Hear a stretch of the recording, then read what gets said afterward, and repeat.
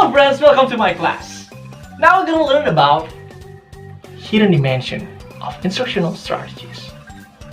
So, what is hidden dimension of instructional strategies? Before we learn about the dimension, we have to know what is instructional strategies.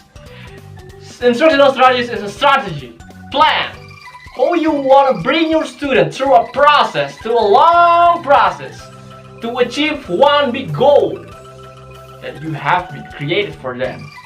So what makes activity become a good activity? First, time. You have to give a clear time for your student. How long it takes for them to learn? One semester? Is it 1 year? After you create a clear, precise time, you divide it into a small times. Weekly, daily, monthly activities.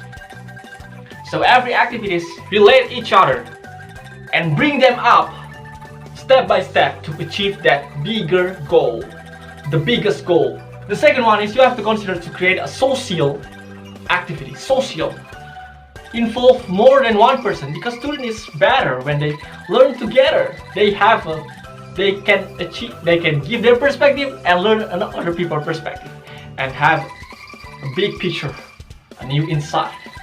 And the next one is, the third is role of the student. When you create a group, you have to give them a role so they know how to participate, how to engage. You have to give them the roles. If you teach them like soccer, give them roles. You become a goalkeeper, and you become a striker. Yeah, give them roles so they can actively engage, not just sitting down and doing nothing. So the next one is the roles of learning companies. Who is the learning companies? Tutors. You have to consider an activity that led by tutors. Tutors maybe become like their friends or their seniors. Yeah, it depends on you. Okay, next one is goal.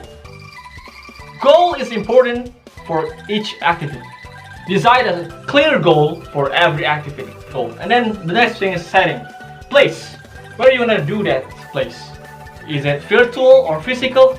Is it in a museum or in a restaurant or is it in a classroom? Place helps students to learn better.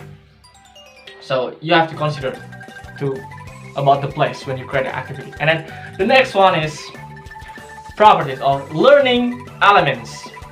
Learning elements is like properties. Like you teach them soccer, give them a soccer ball.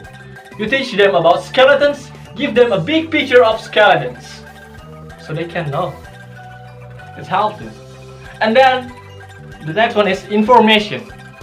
You have to give them a specific information so they have a big understanding about the activity. So they have a map, they have a big picture so they don't get lost to the activity and achieve the expected objective that we have been decided. So the most important thing next is activity guidelines. What is activity guidelines?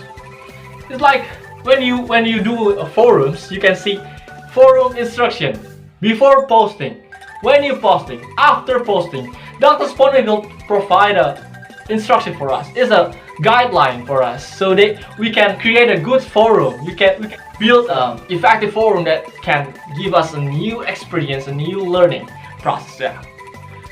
So the last one is assessment. You have to create assessment that align with your activity. So assessment is how this student, you have to make sure by your assessment how this student is really understand through my activity, through my process. What is their weakness or their distortion. So you can create a better process for them. Okay, so that is my explanation or my presentation for the third article about hidden instructional strategies. If you have any question, please ask me. Thank you and God bless you.